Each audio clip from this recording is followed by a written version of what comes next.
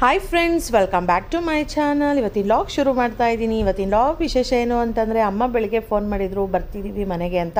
ತುಂಬ ದಿನದ ನಂತರ ಅಮ್ಮ ಮನೆಗೆ ಬರ್ತಾ ಇದ್ದಾರೆ. ನಮ್ಮ ಮಕ್ಕಳಿಗೆ ಬೆಳಗ್ಗೆ ಟಿಫನಿಗೆ ಅಂತೇಳ್ಬಿಟ್ಟು ನಾನು ದೋಸೆನ ಮಾಡಿದ್ದೆ.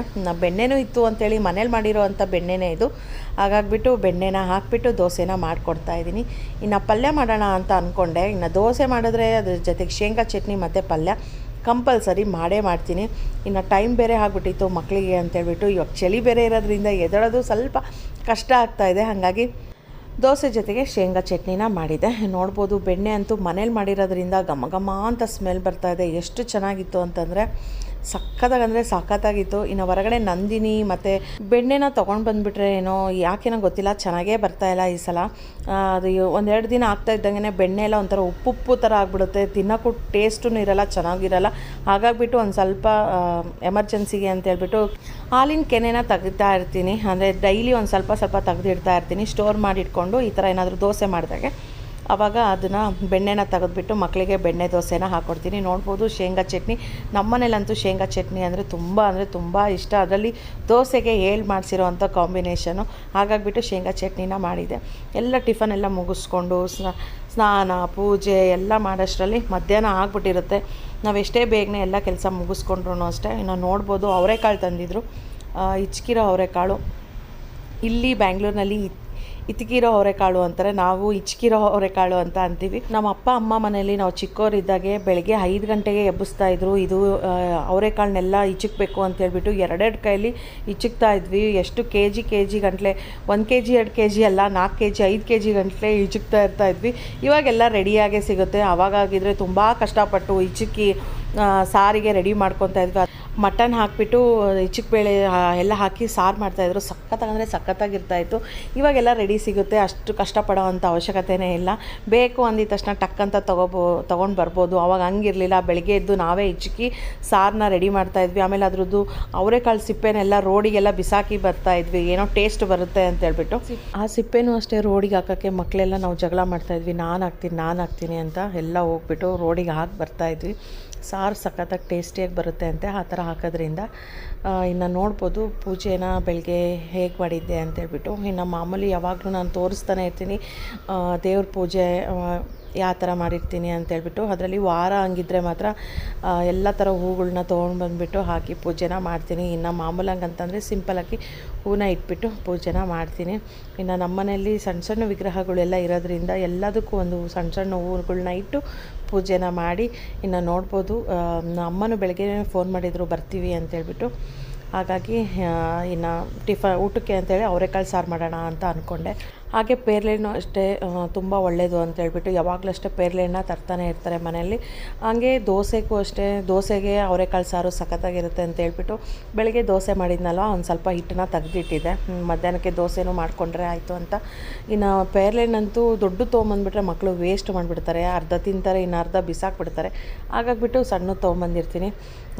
ನನಗೆ ಅದರಲ್ಲಿ ಕಾಯಿ ಇದ್ದರೆ ಚೆನ್ನಾಗಿ, ಹಣ್ಣಾಗಿಬಿಟ್ರೆ ಅಷ್ಟು ಚೆನ್ನಾಗಿರಲ್ಲ, ಒಂಥರ ಒಗ್ರೊಗ್ರಾಗಿದ್ದರೆ ಚೆನ್ನಾಗಿರುತ್ತೆ. ಇನ್ನು ನೋಡ್ಬೋದು, ಅನ್ನ ಮತ್ತು ಅವರೆಕಾಳು ಸಾರನ್ನ ಮಾಡಿದ್ದೆ. ಹಾಗೆ ಮುದ್ದೆನೂ ಮಾಡಿದ್ದೆ. ದೋಸೆ ಮಾಡೋಣ ಅಂತ ಅಂದ್ಕೊಂಡೆ. ಇನ್ನು ಡ್ಯಾಡಿಗೆ ಮುದ್ದೆ ಅಂದರೆ ಇಷ್ಟ ಅಂತೇಳ್ಬಿಟ್ಟು ಮುದ್ದೆ ಎಲ್ಲ ಮಾಡಿಬಿಟ್ಟು ಇನ್ನು ಅನ್ನ ಸಾರು ತಿಂದು ಇನ್ನು ಸಾಯಂಕಾಲಕ್ಕೆ ಸ್ವಲ್ಪ ವಾಕೆಲ್ಲ ಹೋಗಿ ಬಂದ್ವಿ. ಯಾವುದು ಕ್ಲಿಪ್ಪಿಂಗ್ಸ್ ಅಂತ ತೊಗೊಳಕ್ಕಂತ ಹೋಗಲಿಲ್ಲ. ಮಮ್ಮಿ ತುಂಬ ದಿನದ ನಂತರ ಬಂದಿರೋದು. ಇನ್ನು ಡ್ಯಾಡಿ ಆದರೆ ಯಾವಾಗಾದರೂ ಬರ್ತಾನೆ ಇರ್ತಾರೆ. ಇನ್ನು ಮಮ್ಮಿ ಈಗ ಪಾಪು ಇರೋದ್ರಿಂದ, ಅಂದರೆ ನಮ್ಮ ತಮ್ಮನ ಪಾಪು ಇರೋದ್ರಿಂದ ಯಾರಾದರೂ ಒಬ್ಬರು ನೋಡ್ಕೊಳೋರು ಇರಲೇಬೇಕು. ನಮ್ಮ ಮಮ್ಮಿ ಫುಲ್ ಬ್ಯುಸಿಯಾಗಿಬಿಟ್ಟಿದ್ದಾರೆ ಇವಾಗ. ಅದೇ ಹೇಳ್ತಾ ಇದ್ದೆ ನಾನು, ಬ್ಯುಸಿಯಾಗಿಬಿಟ್ಟಿದ್ದೀರಾ ಅಂತ. ಹಾಗಾಗಿ ಇನ್ನು ತುಂಬ ದಿನದ ನಂತರ ಬಂದಿದ್ರಲ್ಲ ಅಂತೇಳ್ಬಿಟ್ಟು ಒಂದು ಸ್ವಲ್ಪ ಪಾರ್ಕಿಗೆಲ್ಲ ಹೋಗಿ ಎಲ್ಲ ವಾಕೆಲ್ಲ ಮಾಡ್ಕೊಂಡು ಬಂದು ಇನ್ನು ರಾತ್ರಿಗೆ ಇಲ್ಲೇ ಊಟ ಮಾಡ್ಕೊಂಡು ಹೋಗ್ರಿ ಅಂತೇಳಿ ಇನ್ನು ಕುತ್ಕೊಂಡು ಟಿ ವಿ ನೋಡ್ಕೊಂಡು ಕುತ್ಕೊಂಡಿದ್ವಿ. ಫಿಲಿಮ್ಸ್ ಎಲ್ಲ ನೋಡಿದ್ವಿ.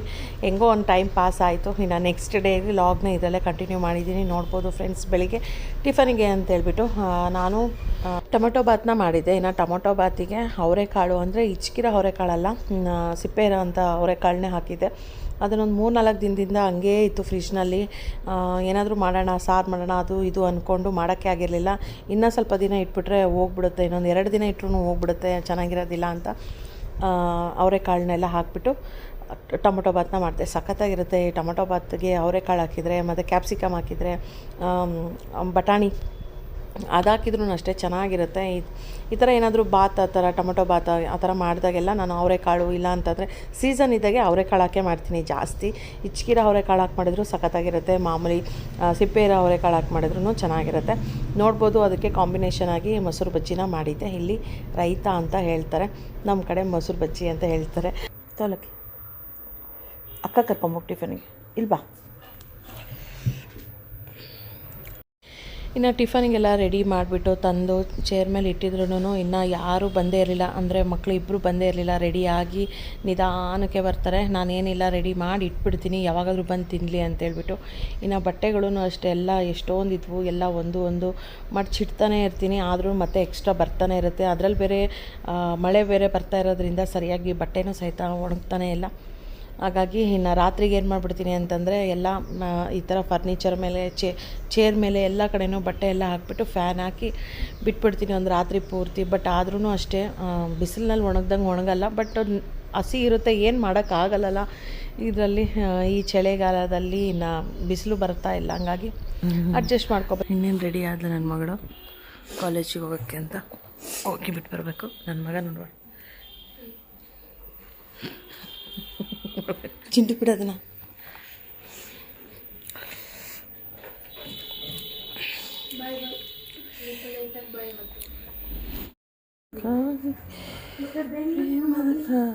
ವಾ ಎಷ್ಟು ಚೆನ್ನಾಗಿದೆ ಹಾಕೋಣಕ್ಕೆ.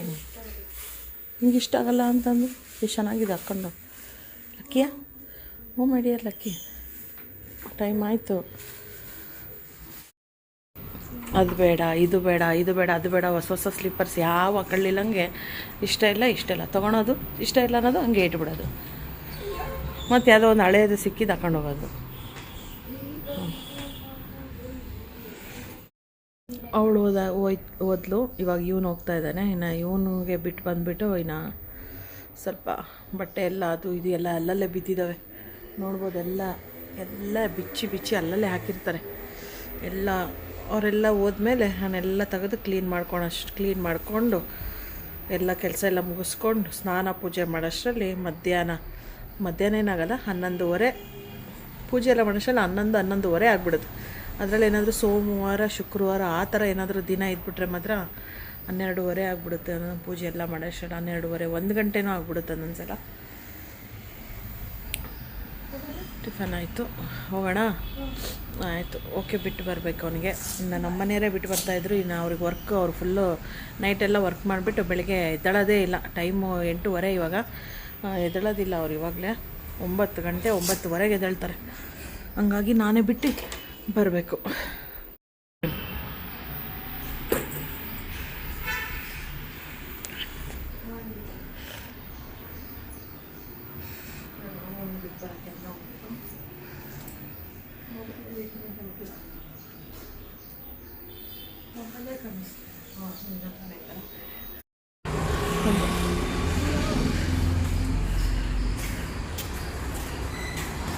ಇನ್ನು ಮಕ್ಕಳು ಸ್ಕೂಲ್ಗೆ ಕಾಲೇಜಿಗೆಲ್ಲ ಹೋದ್ಮೇಲೆ ನಮ್ಮ ಲಕ್ಕಿ ಎಷ್ಟು ಆರಾಮಾಗಿ ನಿದ್ದೆ ಮಾಡುತ್ತೆ ಅಂತಂದರೆ ಅದಕ್ಕೆ ಒಂಥರ ತಲೆದಿಮ್ ಥರ ಒಂದು ಏನಾದರೂ ಸಿಕ್ಬಿಟ್ರೆ ಸಾಕು, ಅದ್ರ ಮೇಲೆ ತಲೆ ಇಟ್ಬಿಟ್ಟು ಮಲ್ಕೊಂಬಿಡುತ್ತೆ. ಇಲ್ಲೇನಾದರೂ ಸಿಗಲಿಲ್ಲ ಅಂತಂದರೆ ಸೀದಾ ನಮ್ಮ ಬೆಡ್ರೂಮಿಗೆ ಹೋಗ್ಬಿಟ್ಟು ಅಲ್ಲಿ ಪಿಲ್ಲೋ ಮೇಲ್ಗಡೆ ತಲೆ ಇಟ್ಬಿಟ್ಟು ಮಲಗುತ್ತೆ. ಸೇಮ್ ಮಕ್ಕಳು ಹೆಂಗೆ ಮಲಗ್ತಾರೆ ಅದೇ ರೀತಿನೇ ನಮ್ಮ ಲಕ್ಕಿನೂ ಅಷ್ಟೇ ಮಲಗ್ತಾಳೆ. ಇನ್ನು ಮಕ್ಕಳೆಲ್ಲ ಸ್ಕೂಲಿಗೆ ಹೋದ್ರಲ್ಲ, ಇನ್ನು ಮುಗೀತವ್ರು ಸ್ಕೂಲಿಂದ ಬರೋವರೆಗೂ ಚೆನ್ನಾಗಿ ನಿದ್ದೆ ಮಾಡ್ತಾಳೆ ನಮ್ಮ ಲಕ್ಕಿನೂ. ಪಚ್ಚಮುಂಡಿ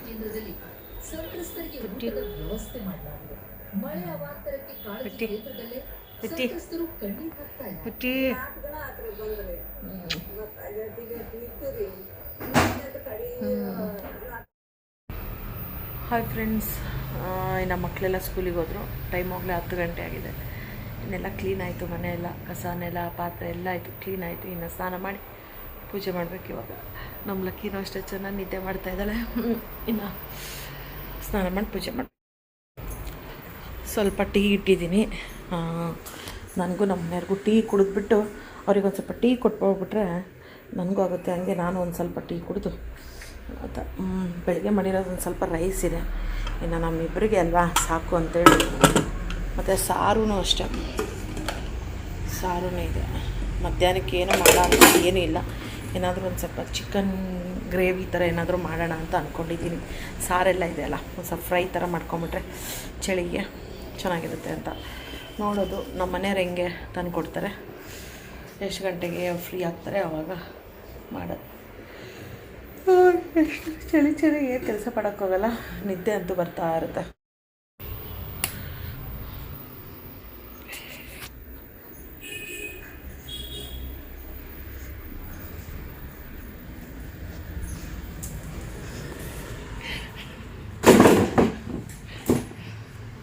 ನಾನು ಎಲ್ಲಿರ್ತೀನಿ ಅಲ್ಲಿಗೆ ಬರ್ತಾನೆ ಅಷ್ಟೇ. ಬಟ್ ನಾನು ಎಲ್ಲಿರ್ತೀನಿ ಅಲ್ಲಿ.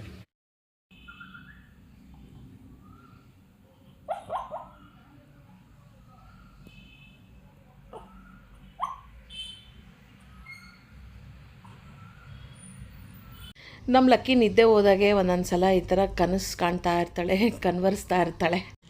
ಇನ್ನು ರಾತ್ರಿಗೆ ಅಂತೇಳ್ಬಿಟ್ಟು ನಮ್ಮ ಮನೆಯವರು ಚಿಕನ್ನ ತೊಗೊಂಡು ಬಂದಿದ್ರು, ಹಾಗೆ ಅದ್ರ ಜೊತೆಗೆ ಲಾಲಿಪಾಪ್ನ ತೊಗೊಂಡು ಬಂದಿದ್ರು. ಇನ್ನು ಲಾಲಿಪಾಪ್ ಒಂದ್ಸಲಿ ಮಾಡಿಕೊಟ್ಬಿಟ್ಟಿದ್ದೀನಿ, ಅವ್ರಿಗೆಲ್ಲ ಟೇಸ್ಟ್ ಹತ್ಬಿಟ್ಟಿದೆ. ಹಂಗಾಗ್ಬಿಟ್ಟು ಕಂಪಲ್ಸರಿ ಇವಾಗ ಏನಾದರೂ ಮಾಡಿದ್ರು, ಸಾರು ಮಾಡಿದ್ರು ಲಾಲಿಪಾಪ್ ಜೊತೆಗಿರಬೇಕು, ಏನಾದರೂ ಗ್ರೇವಿ ಮಾಡಿದ್ರು ಲಾಲಿಪಾಪು ಪಕ್ಕಕ್ಕೆ ಇರಲೇಬೇಕು ಅಂತ ಹೇಳ್ತಾ ಇದ್ದಾರೆ. ಅದು ಮರೆಯೋವರೆಗೂ ಅದನ್ನು ಬಿಡೋದಿಲ್ಲ, ಇನ್ನೊಂದು ಸ್ವಲ್ಪ ದಿನವರೆಗೂ ಅದನ್ನು ಮಾಡಿಸ್ಕೊತಾನೇ ಇರ್ತಾರೆ. ಚೆನ್ನಾಗಿರುತ್ತೆ, ಟೇಸ್ಟಿಯಾಗಿರುತ್ತೆ. ನನಗೂ ತುಂಬ ಇಷ್ಟ ಲಾಲಿಪಾಪ್ ಅಂದರೆ.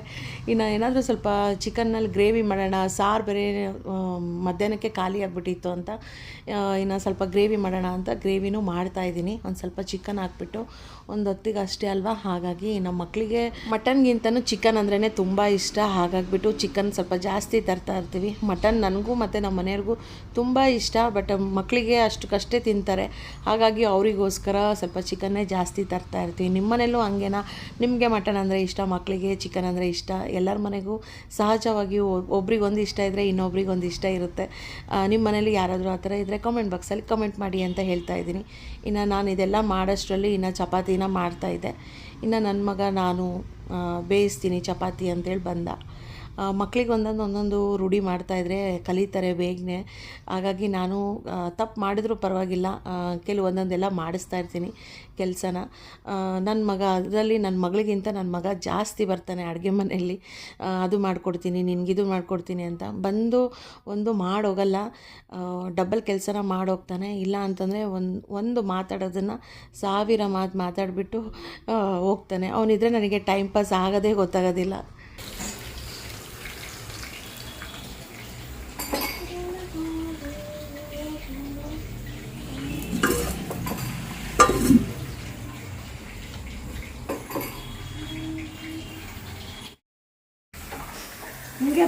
ಚಪಾತಿ ಎಲ್ಲ ಉದ್ದಿದ್ದಾಯಿತು, ನನ್ನ ಮಗ ಎಲ್ಲ ಬೇಯಿಸ್ತಾ ಇದ್ದಾನೆ. ನನ್ನ ಕೈಯಲ್ಲಿ ಎತ್ತಾಗ್ತಾಯಿದ್ರೆ ಅವನಿಗೆ ಫುಲ್ ಶಾಕು. ಕೈಯಲ್ಲೆಲ್ಲ ಮುಟ್ತಾಯಿದೀಯಾ, ಕೈ ಸುಟ್ಟೋಗ್ಬಿಡ್ತೈತಿ ಅಂತ. ಅವನು ಉಲ್ಟಾ ಆಗ್ತಾನಲ್ಲ. ಇದು ಅಮೇರಿಕನ್. ಹಾಗಾಗಿ ಹಂಗೆ ಹೇಳ್ತಾ ಇದ್ದಾನೆ. ನಾವು ಸ್ಟ್ರಾಂಗ್ ಅಂತೆ ಅಮ್ಮಗಳು, ಇಂಡಿಯನ್ಸ್ ಮಾಮು ಫುಲ್ ಸ್ಟ್ರಾಂಗ್ ಅಂತ ಅವನೇ ಹೇಳ್ತಾ ಇದ್ದಾನೆ. ಯಾಕೆ ಚಿಂಟು ಸ್ಟ್ರಾಂಗ್?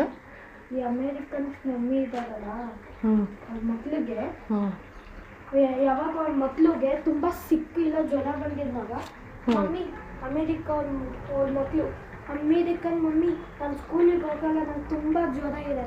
ಆಗ ಅಮೇರಿಕನ್ ಅವ್ರ ಮಮ್ಮಿ ಇಲ್ಲ ಸರಿ ಪುಟ್ಟ ನಿಂಗೆ ಹೋಗಲ್ವಾ, ಸರಿ ಇವಾಗ ನೀವು ಯಾವ್ದು ಬೇಕು, ಚಿಕನ್ ಮೆಕ್ಡೊನಾಲ್ಡ್ಸ್ನಲ್ಲಿ ಬೇಕಾ, KFC ಬೇಕಾ, ಯಾರು ಬೇಕು, ನೀನೇನು ಬೇಕಾ ಬೇಕಾ ಕೊಡ್ಸ್ತಾರಾ? ಇಂಡಿಯನ್ ಮಮ್ಮಿಗಳು ಕೊಡ್ಸಲ್ವಾ? ಮಮ್ಮಿ ನಾನು ತುಂಬ ಹುಷಾರಿದೆ ಮಮ್ಮಿ, ಇಂಡಿಯನ್ ಮಮ್ಮಿ ಪ್ಲೀಸ್ ನನಗೆ ಒಂದೇ ದಿನ ಸ್ಕೂಲಿಗೆ ಹೋಗಲ್ಲ ಮಮ್ಮಿ, ಇವತ್ತೇನು ಮಾಡಿಸಲ್ಲ ಸ್ಕೂಲ್ನಲ್ಲಿ. ಅವಾಗ ಸ್ಕೂಲಿಗೆ ಸುಮ್ಮನೆ ಏನಾಗುತ್ತೆ ಹೋಗ್ತದೆ, ಎಣ್ಣೆ ಜಾಸ್ತಿ ಕೂಡ ಬುದ್ಧಿ ಬರುತ್ತೆ ತಾನೆ. ಏನಾದರೂ ಆಗಲಿ, ಮಳೆ ಬರಲಿ ಬಿಸಿಲು ಬರಲಿ, ಈ ಊರಿಗೆ ಬಾಂಬ್ ಬಂದು ನೀನು ಹೋಗಿ ಸ್ಕೂಲಿಗೆ. ಮಮ್ಮಿ ಇಲ್ಲ ಮಮ್ಮಿ ಚಪ್ಪಲ್ ತಗೊಂಡ ಹೋಗ್ತೀಯ ಸ್ಕೂಲ್ಗೆ, ನಿನ್ನ ಅಜ್ಜಿ ಹೋಗಿ ಏನು ಹಂಗಲ್ಲ ಅಂತೀನ ನಾನು, ಹಂಗಂತೀನ ನಾನು? ನೀನು ಹಂಗೆ ಅನ್ನಲ್ಲ, ಆದರೆ ಅವಾಗಿನ ನಿಮ್ಮ ಪೇರೆಂಟ್ಸ್ ಓದ್ತೀವಿ. ನಮ್ಮ ಪೇರೆಂಟ್ಸ್ ಯಾರು ಹಂಗೆ ಅಂತಿರ್ಲಿ, ನಮ್ಮ ಪೇರೆಂಟ್ಸ್ ಏನು ಇದೆಲ್ಲ ಫುಲ್ ರಫ್ ಆ್ಯಂಡ್ ಟಫ್ ಇದ್ದಾರೆ. ಹೌದಾ? ಇದನ್ನೇ ಹಿಂಗೆ ಉಲ್ಟಾ ಹಾಕ್ಬಿಟ್ಟು ಸೀದಾ ಹಾಕ್ತಾನೆ. ಮಗ ಹೇಳ್ತಾ ಇದ್ದಾನೆ ಇಂಡಿಯನ್ ಪೇರೆಂಟ್ಸು ಹೆಂಗೆ ಮತ್ತು ಫಾರಿನ್ ಪೇರೆಂಟ್ಸ್ ಹೆಂಗಿರ್ತಾರೆ ಅಂತ. ಇಂಡಿಯನ್ ಪೇರೆಂಟ್ಸಿಗೆ ಎಂಥ ಮಳೆ ಚಳಿ ಗಾಳಿ ಬಿಸಿಲು ಬಾಂಬ್ ಹಾಕಿದ್ರು ಪರವಾಗಿಲ್ಲ ಸ್ಕೂಲಿಗೆ ಹೋಗ್ರಿ ಅಂತ ಕಳಿಸ್ತಾರಂತೆ. ಆದರೆ ಫಾರಿನಲ್ಲಿರೋ ಪೇರೆಂಟ್ಸು ಹುಷಾರಿಲ್ಲ ಅಂದಿದ ತಕ್ಷಣ ಅದು ಬೇಕಾ ಇದು ಬೇಕಾ ಅಂತೆಲ್ಲ ಕೊಡಿಸ್ತಾರಂತೆ. ಹಂಗೆ ಹೇಳ್ತಾ ಇದ್ದಾನೆ. ನಾವು ಅಷ್ಟು ಟಾರ್ಚರ್ ಕೊಟ್ಟು ಅವನಿಗೆ ಕಳಿಸ್ತೀವ ಸ್ಕೂಲಿಗೆ ಅಂದರೆ ನಿಜ. ನೀವೀಗೆಲ್ಲ ಅಯ್ಯೋ ನನ್ನ ಮಕ್ಳಿಗೆ ಅಷ್ಟು ಪ್ರೀತಿ ಮಾಡ್ತೀವಿ, ನಾನು ಎಕ್ಸ್ಪೀರಿಯನ್ಸ್ ನಾವು ಹಂಗೆ ಪ್ರೀತಿ ಮಾಡೋದು. ಅಲ್ಲಿ ರಿಯಲ್ ಆಗಿ ಟಾರ್ಚರ್ ಅದು. ಟಾರ್ಚರ ಅಲ್ಲಿ ನಂಗೆ ಅದೆಲ್ಲ ರೂಢಿ ಬಿದ್ದಿದೆ. ಎಲ್ಲ ಮಾರ್ಕ್ಸು ಎಲ್ಲ ನಮ್ಮ ಅಮ್ಮೆಯಿಂದ ಬಿಟ್ಟಿದೆ. ಏನ್ ಮಾರ್ಕ್ಸ್ ಬಿದ್ದಿದೆ? ಚಿಕ್ಕವರಿದ್ದಾಗ ಜಾಸ್ತಿ ಕರಾಟೆ ಮೂವ್ಸ್ ಮಾಡ್ತಿದ್ದಾಗ ಸೀದಾ ಇದು ಏನೋ ಒಂದು ಉದ್ದನ್ ಕಟ್ಟಿ ತಗೊಂಡು ನಾನು ಸೀದಾ ಸ್ಪಾಟ್ ಅಲ್ಲಿ ಸೀದಾ ICU ಹೋಗಿದ್ದೆ. ಸುಳ್ಳೆಲ್ಲ ಆಗ ನಾನು 5 ಮಿನಿಟ್ಸ್ ಅನ್ಕಾನ್ಶಿಯಸ್. ಈ ಇಂಡಿಯನ್ ಮಮ್ಮಿ ಏನೋ ತಿಂದಿದ್ದಾರೆ, ಅದೇ ವಿಷ್ಣು ಸೈಡ್ ಆನ್ಸರ್ ಮಾಡಕ್ಕಾಗಿ ನಮ್ಮ ಇಂಡಿಯನ್ಸ್ ಅದಕ್ಕೆ ಏನು ವಿಷ್ಣು ಹತ್ರ ಕ್ವಶನ್ ಕೇಳಿದ್ನಂತೆ, ಇಂಡಿಯನ್ ಮಮ್ಮಿ ಯಾಕೆ ಹಿಂಗಿದ್ದಾರೆ ಅಂತ. ಓಹೋ, ಸ್ಕೂಲಿಗೆ ನೀವೇ ಒಳ್ಳೆ ಬುದ್ಧಿ ಕಲೀರಿ, ವಿದ್ಯೆ ಕಲೀರಿ ಅಂತ ಕಳ್ಸೋದಷ್ಟೇ. ಅಲ್ಲ ಕಳ್ಸೋದು, ಅಲ್ಲಿ ಇದು ಸ್ವಲ್ಪ ಓದಕ್ಕೆ ಕಳ್ಸೋದು. ಏನ್ ಕಳ್ಸೋದು? ನಿಮ್ಗೇನು ಬೈದು ಕಳಿಸ್ತೀವಾ? ಅಯ್ಯೋ ಬೈದಲ್ಲ, ಒದ್ದಿ ಓಡಿದ್ರು ಕಳಿಸ್ತೀವಿ. ಯಾವಾಗ ಕಳಿಸ್ತೀವಿ? ಕಾಲು ಮುಗಿದು ಇಲ್ಲ ನಮ್ಮ ಕೈ ಮುಗಿದು ಲೆಕ್ಕಕ್ಕೆ ಬರಲ್ಲ. ಸ್ಕೂಲಿಗೆ ಹೋಗು ಅಂತ ಅಂತೀವಾ? ನನ್ನ ಕ್ಲಾಸ್ನಲ್ಲಿ ಒಬ್ಳು ಇದ್ದಾಳೆ, ಕೈ ಕಾಲು ಮುಗಿದಿದ್ದು ಇಲ್ಲಿ ಟೀಚರ್ ಕೇಳೋದು, ಏ ಭಯ್ಯಾಗಿವು ಕ್ಲಾಸಲ್ಲಿ ಒಬ್ಬ ಹುಡುಗಿ ಇರಲ್ಲ, ಅವ್ರಿಗೆ ಕೈ ಕಾಲು ಡ್ಯಾಮೇಜು, ಮೂನೆ ಮಾಡೋಕ್ಕಾಗಲ್ಲ. ಆಗ ನಮ್ಮ ಟೀಚರ್ ಹೇಳೋದು, ಏ ನೀನೇನಕ್ಕೆ ಸ್ಕೂಲಿಗೆ ಬಂದಿದ್ಯಾ, ನೀನು ಹುಷಾರಿಲ್ಲಲ್ಲ. ಆಗ ಅವಳೇನೇ ಹೇಳ್ಬೇಕು, ಮ್ಯಾಮ್ ಇಲ್ಲ ಮ್ಯಾಮ್ ನಾನು ಸ್ಕೂಲಿಗೆ ಬರಬೇಕು, ಯಾಕಂದರೆ ನಾನು ಸ್ಕೂಲಿಗೆ ಬಂದಿದ್ದಾನೆ. ನಾನು ನಿಮ್ಗೆ ಗೊತ್ತು ನಮ್ಮಮ್ಮ ನನಗೆ ಏನು ಮಾಡ್ತಾರೆ, ಅಜ್ಜಲ್ಲೇ ನೋಡಿ ನಂಗೆ ಗೊತ್ತಾಯ್ತು. ಹುಡುಗಿ ಅವ್ರ ಪೇರೆಂಟ್ಸ್ ಫುಲ್ ಸ್ಟ್ರಿಕ್ಟು. ಹುಡುಗಿ ಪೇರೆಂಟ್ಸ್ ಅಂತಲ್ಲ, ಹುಡುಗನ ಪೇರೆಂಟ್ಸ್ ಸ್ಟ್ರಿಕ್ಟ್. ಹುಡುಗಿಗಿಂತ ಹುಡುಗರೇ ಅವ್ರ ಪೇರೆಂಟ್ಸ್ ಸ್ಟ್ರಿಕ್ಟು. ಹೌದಾ? ಸ್ಕೂಲಿಗೆ ಹೋಗು, ಕಾಲೇಜ್ ಹೋಗು, ವರ್ಕಿಗೆ ಹೋಗು, ಆಮೇಲೆ ಇನ್ನೆಲ್ಲ ಡಿಗ್ರಿಗೆ ಹೋಗು, ಗ್ರ್ಯಾಜುಯೇಟ್.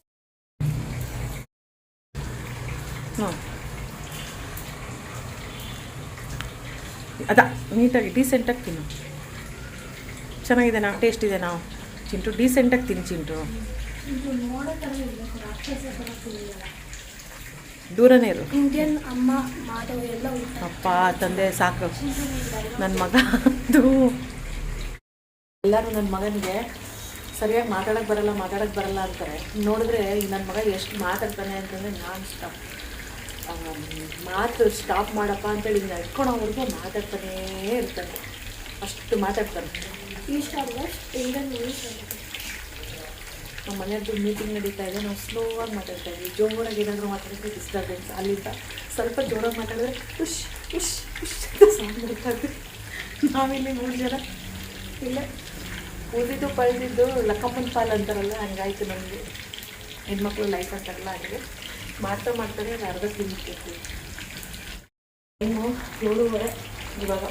ಮಧ್ಯಾಹ್ನ ನಿನ್ನೆದೇ ಸಾರಿತ್ತು, ಮಧ್ಯಾಹ್ನ ಸಾರು ತಿನ್ನೋಣ ಅದನ್ನೇ ಅಂತ ಅಂದ್ಕೊಂಡ್ರೆ ನೋಡಿದ್ರೆ ಏನೋ ಈ ಥರ ಟೊಮೊಟೊ ಬಾತ್ ಭಾಳ ಚೆನ್ನಾಗಾಗಿತ್ತಂತೆ. ಮಧ್ಯಾಹ್ನ ಅದೇ ತಿಂದ್ವಿ. ಇನ್ನು ಇವಾಗ ಇನ್ನೇನು ಚಿಕನ್ ಇದ್ದರೆ ಇನ್ಯಾರು ತಿಂತಾರೆ, ಇನ್ನೇನು ಸ್ವಲ್ಪ ಮಾಡ್ತಾಯಿದ್ವಿ.